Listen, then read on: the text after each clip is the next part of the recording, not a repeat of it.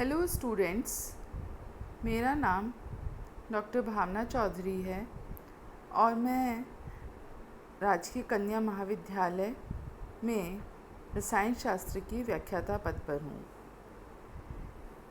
मैं आप सभी को बीएससी पार्ट 2 में सिलेबस में रासायनिक साम्य जो चैप्टर रखा गया है उसके बारे में अध्ययन करा रही थी।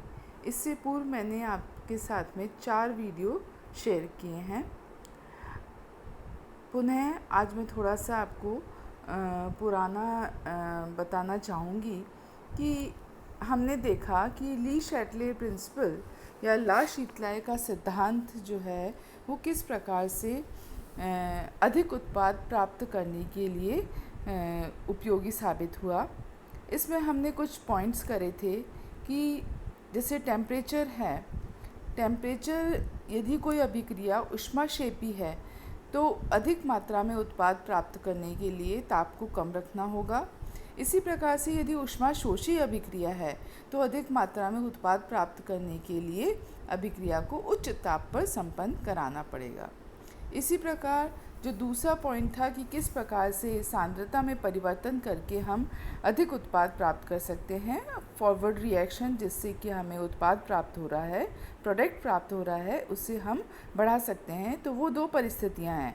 एक तो क्रियाकारक की सांद्रता यदि बढ़ा दी जाए तो भी हमें उत्पाद अधिक प्राप्त होगा, या फिर उत्पाद की सांद्रता को कम कर दिया जाए, उसे यदि हटाते रहेंगे उत्पाद को तो जो अभिक्रिया फॉरवर्ड रिएक्शन है वो फास्ट रहेगी, उसका वेग अधिक रहेगा और अधिक मात्रा में उत्पाद हमें प्राप्त होंगे। तीसरा जो पॉइंट हमने करा था कि किस प्रकार से दाब में परिवर्तन करके भी हम उत्पाद की मात्रा को बढ़ा सकते हैं या रेट ऑफ फॉरवर्ड रिएक्शन को इंक्रीज़ कर सकते हैं। तो इसमें हमने देखा कि जो रिवर्सिबल रिएक्शन होती है, यदि उसमें उत्पाद बनने में अणुओं की संख्या घट रही होती है तो ऐसी स्थिति में अधिक उत्पाद प्राप्त करने के लिए अभिक्रिया को उच्च दाब पर संपन्न कराया जाता है। जो दूसरी परिस्थिति हो सकती है उत्क्रमणीय अभिक्रियाओं में कि यदि उत्पाद बनने में अणुओं की संख्या बढ़ रही होती है तो अधिक उत्पाद प्राप्त करने के लिए ऐसी अभिक्रियाओं को निम्न दाब पर संपन्न कराना होता है। तो उत्पाद अधिक प्राप्त करने के लिए या फिर अधिक रेट ऑफ फॉरवर्ड रिएक्शन को बढ़ाने के लिए जो ये परिस्थितियाँ जो कि ली शैटले प्रिंसिपल से हमें बताई गई हैं वो अत्यंत लाभदायक होती हैं। इसके कुछ एप्लीकेशंस भी हैं ली शैटले प्रिंसिपल के। जैसा कि आपको पता है कि जब ठोस से द्रव बनता है तो आयतन में वृद्धि होती है। तो इसी सिद्धांत को ध्यान में रखते हुए ठोस के गलनांक पर जो दाब का प्रभाव होता है वो क्या होता है, तो उच्च दाब पर पदार्थ के गलनांक भी उच्च हो जाते हैं। परंतु यदि हम बात करें बर्फ़ की तो उच्च दाब पर बर्फ़ का गलनांक कम होता है। कई बार इसका एक्सप्लेनेशन भी पूछा जाता है कि ऐसा क्यों होता है। तो इसका कारण है कि जब बर्फ़ पिघलती है, आइस पिघलती है तो आयतन का मान कम होता है। वैसे सामान्यतः जब ठोस द्रव में परिवर्तन होता है तो आयतन बढ़ता है। तो ऐसी स्थिति में जब आयतन बढ़ेगा तब तो उच्च दाब पर पदार्थ का गलनांक भी अधिक होगा, परंतु बर्फ़ के केस में पिघलने पर आयतन का मान कम होता है। अतः यदि बर्फ़ का दाब बढ़ाया जाता है तो ला शीतलाय के नियम के अनुसार बर्फ़ के पिघलने पर साम्य जो है वो दाईं ओर खिसक जाएगा, जिससे कि उसके बढ़े हुए दाब का प्रभाव नष्ट हो सके। और इसका ये प्रभाव पड़ेगा कि बर्फ़ जो है दाब का प्रभाव नष्ट करने के लिए जो है कम ऊर्जा देने पर भी बर्फ़ पिघलती जाएगी, अर्थात उच्च दाब पर बर्फ़ का गलनांक कम हो जाएगा, कम टेम्परेचर पर ही वह मेल्ट हो जाएगी। परंतु अन्य ठोस जिसमें कि ठोस से द्रव बनने पर उसके आयतन में वृद्धि होती है, उन केस में गलनांक बढ़ता है। ठीक है, तो ये दो यदि आपसे बर्फ़ के बारे में या आइस के बारे में पूछा जाए तो ये भिन्न होगा। दूसरा है कि जो द्रव हैं जब वाष्पीकरण होता है तब दाब का और ताप का क्या प्रभाव होता है, अर्थात effect of temperature and pressure on the vaporisation of the liquid. तो ये देखा गया है कि तेज करने के लिए, वाष्पीकरण या वेपोराइजेशन को बढ़ाने के लिए तंत्र के ताप को बढ़ाना चाहिए और दाब को कम करना चाहिए। सामान्यतः दाब को कम करते हैं और ताप को बढ़ाते हैं जिससे कि वाष्पीकरण बढ़ सके। इसी प्रकार यदि द्रव के क्वथनांक पर जो है दाब का क्या प्रभाव पड़ता है, तो ये देखा गया है कि उच्च दाब पर द्रव के क्वथनांक भी उच्च हो जाते हैं। अर्थात जैसे कि प्रेशर कुकर है, प्रेशर कुकर में दाब को उच्च किया जाता है तो जल का क्वथनांक भी जो बॉइलिंग पॉइंट है वो भी उच्च हो जाता है और उस उच्च ताप प्राप्त करने के लिए उसमें विद्यमान खाद्य पदार्थ भी जल्दी गल जाते हैं। तो ये सब जो है ला शीतलाय नियम के अनुसार जो है हम ऐसी परिस्थितियाँ उत्पन्न का हमें ज्ञान होता है जिससे कि अधिक उत्पाद प्राप्त हो सके। जो है ठोस की विलयता पर भी ताप का प्रभाव होता है।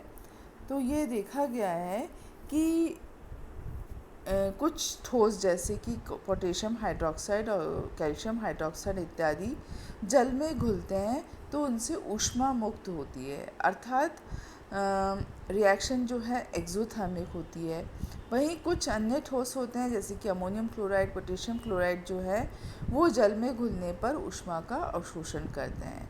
तो दोनों ही प्रकार की अभिक्रियाएं हैं, एक तो एक्सोथर्मिक रिएक्शन होती है और एक होती है एंडोथर्मिक रिएक्शन।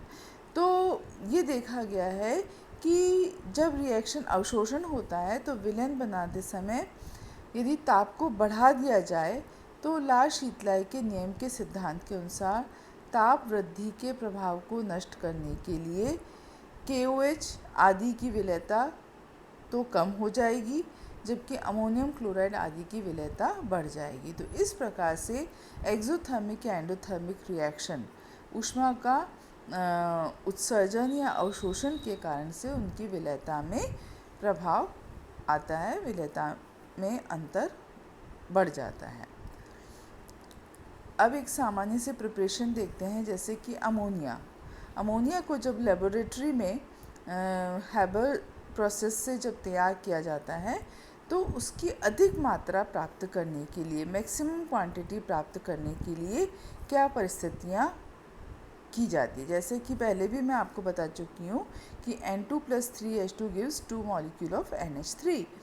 तो एक तो है कि नाइट्रोजन और हाइड्रोजन चूँकि रिएक्टेंट है उनकी सांद्रता को बढ़ा दिया जाए। दूसरा, टेम्परेचर को कम रखते हैं। तीसरा, प्रेशर को उच्च रखते हैं।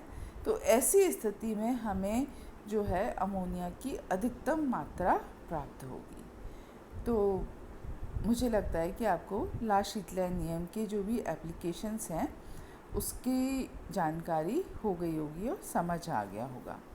अब हम बात करते हैं जो रासायनिक अभिक्रियाएं होती हैं उस अभिक्रिया के दौरान, अर्थात अभिकारक से उत्पाद बनने के प्रोसेस में फ्री एनर्जी चेंज होता है, मुक्त ऊर्जा परिवर्तन होता है, जिसे सबसे पहले वॉन्टॉफ साइंटिस्ट ने बताया था कि ये जो फ्री एनर्जी चेंज होता है वो उस रिएक्शन की स्पॉन्टेनिटी, मतलब कि कितनी आसानी से अभिक्रिया हो सकती है, उसके बारे में भी ज्ञान देता है। जैसा कि आपको पता है कि जो नेचुरल रिएक्शंस होती हैं या स्पॉन्टेनियस रिएक्शंस होती हैं या जिसे हिंदी में स्वतः प्रवर्तिता रिएक्शंस अभिक्रियाएं कहा जाता है, उन अभिक्रियाओं में ऊर्जा का मान जो है वो कम होता है, अर्थात उत्पाद की ऊर्जा अभिकारक की ऊर्जा से कम होती है। वो रिएक्शन जो है स्वतः होती हैं। तो इन सभी रिएक्शंस के बारे में जो अध्ययन किया गया वॉन हॉफ के द्वारा, उन्होंने एक इक्वेशन दी जिसे कि वॉन हॉफ्स आइसोथर्म कहा जाता है। आप इसमें देख रहे हैं कि ये हमने रिएक्शन लिखी है, N1 molecules of A react with N2 molecules of B gives M1 molecule of C plus M2 molecule of D। यह N1, N2, M1, M2 जो है अणुओं की मोलों की संख्या है। ठीक है, यहाँ रिएक्टेंट है ए बी और प्रोडक्ट है सी और डी। इसके लिए एक थर्मोडाइनमिक एक्सप्रेशन जो मैंने इसमें आपको लिख कर बताया है कि D G is equal to minus S D T plus V D P, जहाँ एस जो है वो एंट्रोपी है, वी कुल टोटल वॉल्यूम है, D T change in the temperature है और D P change in pressure है। तो इस अभिक्रिया के लिए जब हम वो लगाएंगे स्थिर ताप पर यदि अभिक्रिया हो रही है तो dt का मान जो है 0 है। ऐसी स्थिति में जब इसको सिंप्लीफाई किया जाता है तो dg equal to V D P के बराबर हो जाता है और आइडियल गैस इक्वेशन के अनुसार pv is equal to R T होता है, तो v का मान आर टी अपॉन पी के बराबर होता है। इस मान को मैंने dg वाली इक्वेशन में रखा तो dg is equal to R T upon P dot D P के बराबर होगा। ये जब इसका इंटीग्रेशन किया जाएगा, समाकलन किया जाएगा तो g का मान R T L N P plus C के बराबर होगा। यहाँ जो c है वो इंटीग्रेशन कांस्टेंट है और ये हमें इक्वेशन प्राप्त हुई है। अब आते हैं हम एक स्टैंडर्ड इक्वेशन पर। स्टैंडर्ड इक्वेशन का मतलब है कि जब इस इक्वेशन में p का मान 1 एटमॉस्फेयर रखा जाए तो उस स्थिति में जो g है वो किसके बराबर हो जाएगा, c के बराबर हो जाएगा और इसे बोला जाता है g0। मतलब कि एक वायुमंडलीय दाब पर जो g है वो क्या कहलाएगा, मुक्त ऊर्जा जो है वो कहलाएगी मानक अवस्था में मुक्त ऊर्जा, जिसे कि g0 से बताया जाता है। तो g is equal to g0 plus R T L N K P के बराबर हो गया। अब हम इसमें जो मैंने लिख रखा है g0a plus g0b, g0c, g0d, ये सब स्टैंडर्ड फ्री एनर्जी है। ए रिएक्टेंट की, बी रिएक्टेंट की, सी प्रोडक्ट की, डी प्रोडक्ट की जो मानक मुक्त ऊर्जा है, अर्थात 1 एटमॉस्फेयर दाब पर जो मुक्त ऊर्जा होती है उसका मान है। वहीं जी ए, जी बी, जी सी और जी डी जो है ए बी सी डी की उनके आंशिक दाब जो है उनका है P A, P B, P C और पी डी। तो इस प्रकार से उनकी मुक्त ऊर्जा, जबकि उनका आंशिक दाब क्या हो, पी ए हो, ए का पी ए है, बी का पी बी है, सी का पी सी है, डी का पी डी है, उसकी जब उस आंशिक दाब पर जो मुक्त ऊर्जा है उसका मान है जी ए, जी बी, जी सी और जी डी के बराबर। और वही मान यदि हम स्टैंडर्ड फ्री एनर्जी के रूप में लेंगे, 1 एटमॉस्फेरिक प्रेशर पर लेंगे तो वो किसके इक्वल है, g0a, g0b, g0c, g0d के बराबर है। तो इस प्रकार से आज हमने जो है